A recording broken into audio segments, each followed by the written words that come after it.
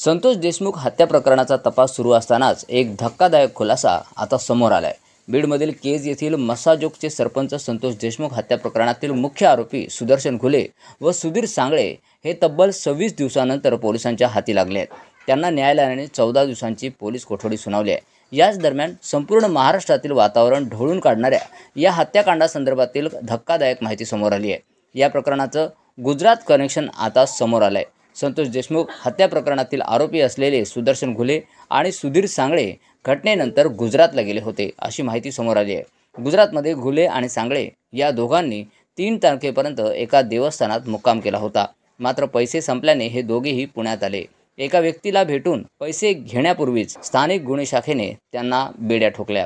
बीडमधील केज येथील वायबसे दाम्पत्याला पोलिसांनी चौकशीला बोलावले आणि या प्रकरणातील मुख्य आरोपी घुले आणि सांगळेला पकडण्यात यश आलंय। 3 दिवसांपूर्वीच हे तिघे वेगळे झाले। सुदर्शन, सुधीर आणि नव्याने समावेश झालेल्या सिद्धार्थ सोनवणे या तिन्ही आरोपींना केज न्यायालयाने बाहेर काढताच नेकनूर पोलीस ठाण्यात आणले।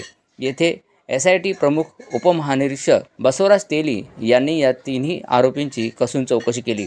यामध्ये नंतर CIDच्या अधिकाऱ्यांनी सहभाग नोंदवत चौकशी केली। अटक होण्याच्या 3 दिवसांपूर्वीच हे तिघे वेगळे झाले होते असे तपासामध्ये समोर आले आहे।